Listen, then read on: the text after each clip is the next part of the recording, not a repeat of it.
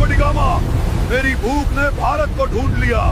Europe का उबला बासी मांस खाकर परेशान हो चुका था और फिर मैंने एक ऐसे देश की तरफ कदम बढ़ाया जहां आने का हर यूरोपियन का सपना था।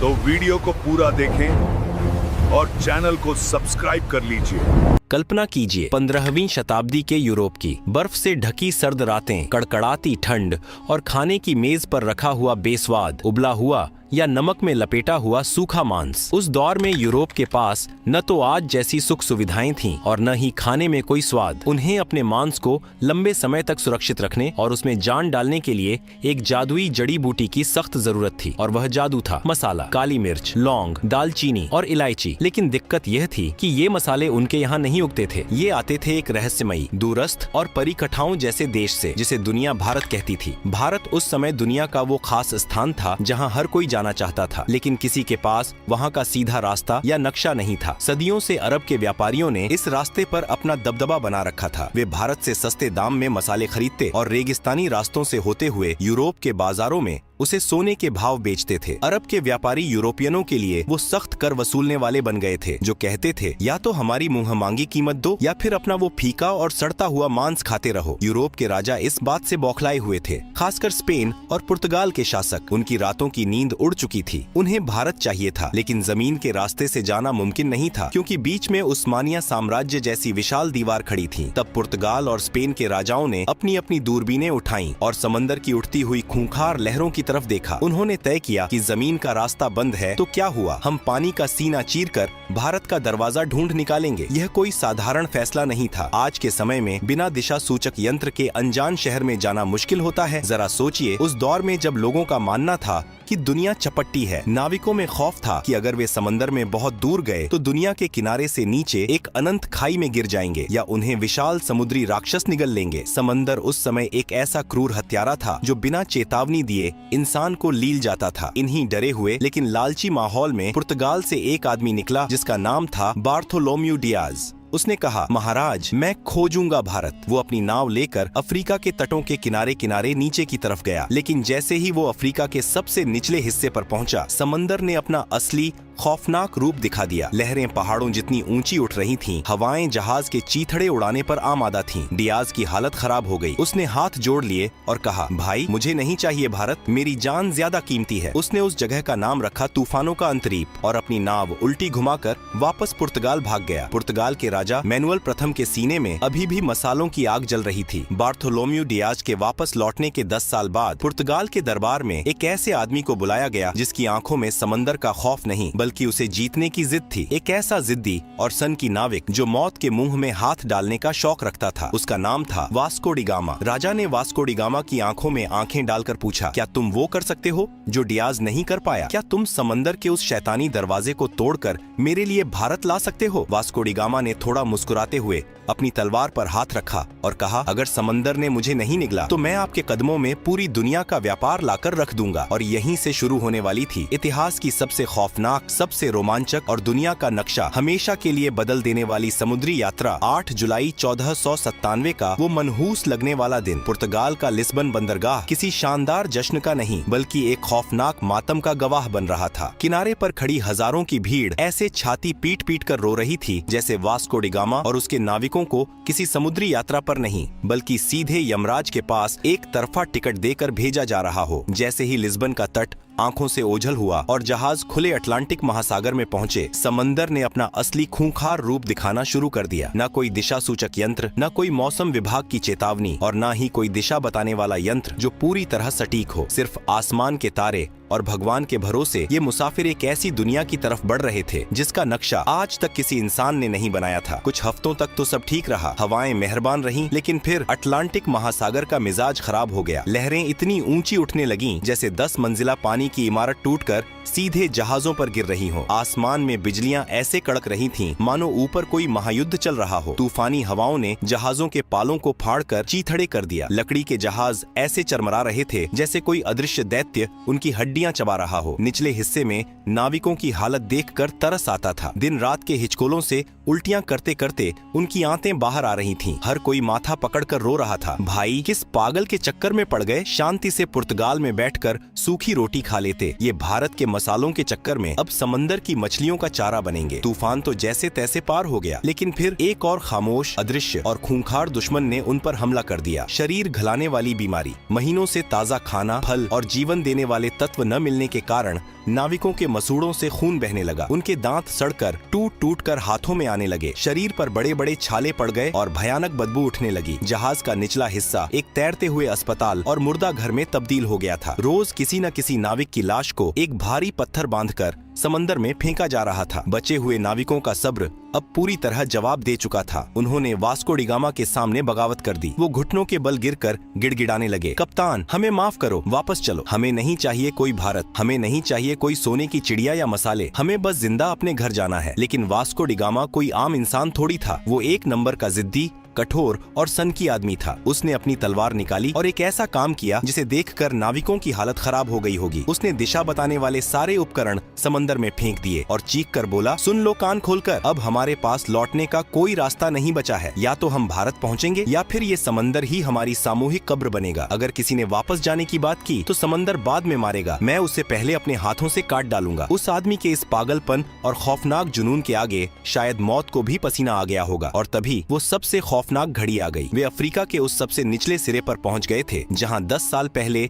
बार्थोलोम्यू डियाज ने अपनी हार मान ली थी। वो जगह थी तूफानों का अंतरीप। आसमान दिन में ही स्याह काला हो गया। ऐसा लग रहा था मानो समंदर और आसमान ने मिलकर इन जहाजों को पीसने की कसम खा ली हो। लहरें इतनी विशाल थीं कि जहाज उनके सामने पानी के बुलबुले लग रहे थे। एक लहर जहाज को आसमान की तरफ उछालती तो दूसरी उसे पाताल में धकेल देती। साओ राफेल जहाज का ढांचा बुरी तरह टूट गया था। हर नाविक ने अपनी आंखें बंद कर लीं और अपने अंतिम समय की प्रार्थना करने लगा। लेकिन वास्को डी गामा जहाज के पहिए को लोहे की तरह मजबूती से पकड़े सीना ताने तूफान की आंखों में आंखें डालकर खड़ा था। प्रकृति अपने पूरे रौद्र रूप में थी। वो उन्हें निगलना चाहती थी, लेकिन एक इंसान की शुद्ध जिद और पागलपन के आगे वो भी हारने लगी। कई दिनों की इस रोंगटे खड़े करने वाली मौत की लड़ाई के बाद अचानक एक सुबह चमत्कार हुआ। तूफान थम गया, हवाएं सर्द से गर्म होने लगीं, लहरें शांत हो गईं और पानी का रंग बदल गया। वास्को डी गामा और उसके बचे खुचे थके हारे नाविकों ने अपनी आंखें खोली। उन्होंने वो कर दिखाया था जो दुनिया के इतिहास में आज तक किसी ने नहीं किया था। उन्होंने उस मौत के दरवाजे को तोड़ दिया था और अब वे एक बिल्कुल नए महासागर, हिंद महासागर में प्रवेश कर चुके थे। उस दिन के बाद से उस खूंखार तूफानों के अंतरीप का नाम बदलकर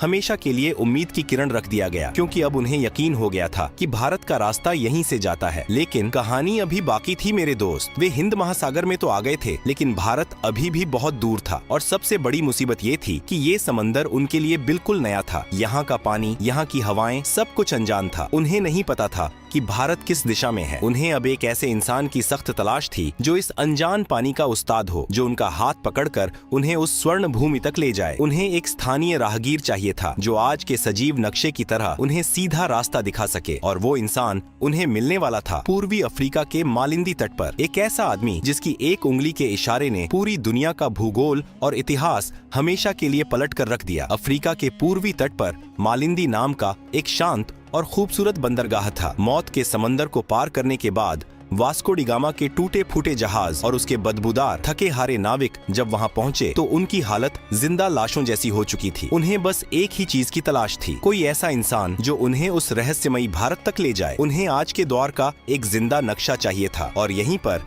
इतिहास ने सबसे बड़ा और मजेदार मोड़ लिया। वास्को की मुलाकात एक ऐसे इंसान से हुई जिसने उसका हाथ पकड़कर दुनिया का नक्शा ही बदल दिया। उस भारतीय नाविक ने उसे जो चीज दिखाई उसने पुर्तगालियों के होश उड़ा दिए। उसने सितारों की स्थिति, मानसून की हवाओं और समुद्री धाराओं का ऐसा सजीव ज्ञान समझाया जिसे देखकर वास्को डी गामा को लगा कि ये लोग तो समंदर के असली उस्ताद हैं। हवा का रुख बदला। मानसून की तेज और मेहरबान हवाओं ने वास्को डी गामा के जहाजों के फटे हुए पालों में नई जान फूंक दी। अब उन्हें पतवार घुमाने की भी जरूरत नहीं थी। हवाएं खुद उन्हें उनकी मंजिल की तरफ धकेल रही थीं। जैसे जैसे दिन बीत रहे थे, नाविकों की धड़कनें तेज हो रही थीं। क्या सच में कोई भारत है या ये सब एक छलावा है? तभी एक शाम आसमान में कुछ समुद्री पक्षी उड़ते हुए दिखाई दिए। ये पक्षी पूर्व दिशा की ओर जा रहे थे। वास्को डी गामा समझ गया, जहाँ पक्षी जा रहे हैं वहीं कोई जमीन है। और फिर आई 20 मई 1498 की वो जादुई सुबह। समंदर की लहरें एकदम शांत थीं। सूरज की सुनहरी किरणें पानी पर ऐसे बिखर रही थीं जैसे किसी ने पिघला हुआ सोना बिछा दिया हो। अचानक हवा के एक तेज झोंके के साथ एक ऐसी खुशबू आई जिसने पुर्तगालियों के दिमाग सुन्न कर दिए। यह ना तो उनके जहाजों की सड़ांध थी और ना ही समंदर के खारे पानी की महक। यह चंदन, इलायची और काली मिर्च की वो दिव्य और नशीली खुशबू थी जिसके लिए उन्होंने मौतों का समंदर पार किया था। कोहरा छंटा और उनके सामने उभरी नारियल के ऊंचे पेड़ों की कतारें। दूर से मंदिरों की घंटियों की मधुर आवाज गूंज रही थी और एक विशाल वैभवशाली शहर उनके सामने खड़ा था। यह कोई भ्रम नहीं था, यह भारत का पश्चिमी तट था, कालीकट, जो आज के केरल में है। वास्को डी गामा और उसके नाविकों की आंखों से आंसू छलक पड़े। महीनों से मौत को चकमा देते देते वे आखिरकार उस स्वर्ण भूमि पर पहुंच ही गए थे। जैसे ही जहाज किनारे लगे, नाविक पागलों की तरह जमीन पर कूद पड़े। वे घुटनों के बल गिरे, कुछ ने रेत को चूम लिया, कुछ रोते हुए आसमान की तरफ हाथ जोड़कर भगवान का शुक्रिया अदा करने लगे। यह सिर्फ एक समुद्री यात्रा की जीत नहीं थी, यह यूरोप के उस खौफ पर जीत थी जो उन्हें सदियों से डराता आ रहा था। लेकिन जब वास्को डी गामा ने कालीकट के बाजार में कदम रखा तो उसके होश फाख्ता हो गए। उसने सोचा था कि वो किसी पिछड़ी हुई जगह पर जा रहा है, लेकिन कालीकट तो उस समय का महान नगर या स्वर्ण नगरी लग रहा था। बंदरगाह पर दर्जनों देशों के व्यापारी मौजूद थे। सोने की तरह चमकते मसाले बोरियों में ऐसे खुले पड़े थे जैसे उनके यहाँ मिट्टी पड़ी होती है। रेशम के कपड़े, बेशकीमती रत्न और मसालों के पहाड़ देखकर वास्को डी गामा को समझ आ गया कि जिस भारत को वो खोजने का घमंड कर रहा था, वो भारत तो पहले से ही दुनिया के व्यापार का सरताज बना बैठा था। फिर बारी आई वहाँ के राजा से मुलाकात की। केरल के उस बेहद शक्तिशाली राजा का नाम था जामोरिन। जरा इस अजीबो गरीब सांस्कृतिक टकराव की कल्पना कीजिए। राजा जामोरिन अपने भव्य दरबार में एक ऊंचे सोने के सिंहासन पर बैठे थे। उनका पूरा शरीर बेशकीमती गहनों, सोने की मोटी जंजीरों और हीरों से लदा हुआ था और उनके सामने खड़ा था वास्को डी गामा, जिसने महीनों से ठीक से नहाया नहीं था, जिसके कपड़े फटे पुराने और अजीबो गरीब थे। वास्को डी गामा ने थोड़ा अकड़ते हुए राजा को अपना उपहार पेश किया। अब सोचिए वो पुर्तगाल से क्या लाया था। कुछ सस्ती लकड़ियाँ, कुछ ऊनी टोपियाँ, पीतल के बर्तन और शहद। ये देखकर राजा जामोरिन के दरबारियों को जोर की हंसी आ गई। उन्होंने सोचा, अरे भिखारी, ये क्या कबाड़ उठा लाए हो? हमारे यहाँ के नौकर भी इससे महंगा सामान पहनते हैं। लेकिन राजा जामोरिन बहुत ही शांत और समझदार थे। उन्होंने भारतीय संस्कृति का पालन करते हुए इस विदेशी मेहमान का स्वागत किया और उसे अपने राज्य में व्यापार करने की अनुमति दे दी। वास्को डी गामा को अभी भी यकीन नहीं हो रहा था। जिस चीज के लिए यूरोप वाले सालों से तरस रहे थे, वो भारत ने उन्हें बिना किसी लड़ाई के ऐसे ही दे दी। लेकिन वास्को की आंखों में अब एक अलग ही चमक आ चुकी थी। वह सिर्फ व्यापार करने नहीं आया था, उसने कालीकट की अपार संपत्ति देख ली थी और उसके लालची दिमाग में अब एक ऐसा शैतानी महायोजना पक रही थी जो अगले कुछ दशकों में पूरी दुनिया का इतिहास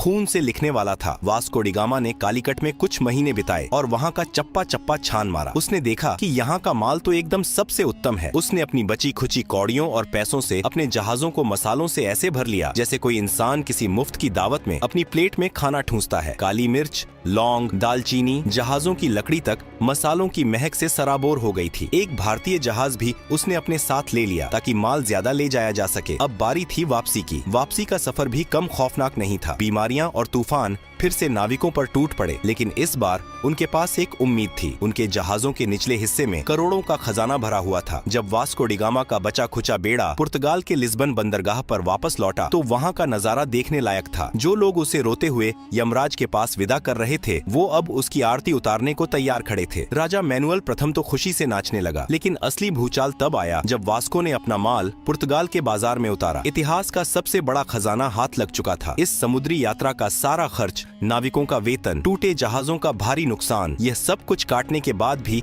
उस एक खेप से वास्को डी गामा को पूरे 64 गुना का शुद्ध मुनाफा हुआ। जरा सोचिए, आज के जमाने में लोग व्यापार में थोड़े से मुनाफे के लिए पागल हो जाते हैं और इस आदमी ने एक ही बार में इतना बम्पर मुनाफा मार दिया था। अब तो पुर्तगाल के मजे आ गए, लेकिन ये खबर छुपने वाली थोड़ी थी। पूरे यूरोप में हल्ला मच गया। अरे भारत मिल गया रे, मसालों का कुबेर का खजाना मिल गया। स्पेन, फ्रांस, हॉलैंड और ब्रिटेन, सबके राजाओं की रातों की नींद उड़ गई। पूरे यूरोप में आग लग गई कि ये कंगाल पुर्तगाल वाला रातों रात इतना अमीर कैसे हो गया। जब वो जा सकता है तो हम क्यों नहीं। देखते ही देखते यूरोप के हर देश ने अपने अपने जहाज समंदर में उतार दिए। समंदर में जैसे भीड़ लग गई। सब एक ही रट लगाए हुए थे, चलो भारत, चलो भारत। लेकिन यहीं से इस कहानी का सबसे स्याह सबसे खौफनाक और दर्दनाक अध्याय शुरू होता है। वास्को डी गामा ने जिस समुद्री दरवाजे को खोला था वह असल में आफत का पिटारा था। यह सिर्फ व्यापार का एक नया रास्ता नहीं था, यह यूरोप के खूनी लालच, क्रूरता और साम्राज्यवाद का एक सीधा निमंत्रण था। जिन पुर्तगालियों का राजा जामोरिन ने भारतीय परंपरा के अनुसार अतिथि मानकर स्वागत किया था, उन्होंने व्यापारिक चौकियों को किलों में बदलना शुरू कर दिया। उन्होंने तोपें तान दी और समंदर पर दादागिरी शुरू कर दी। उनके पीछे पीछे डच आए, फिर फ्रांसीसी अपनी नौसेना लेकर आ धमके और अंत में आया इतिहास का सबसे शातिर, सबसे खतरनाक सफेद पोश भेड़िया, अंग्रेजों की व्यापारिक कंपनी। इन यूरोपीय ताकतों को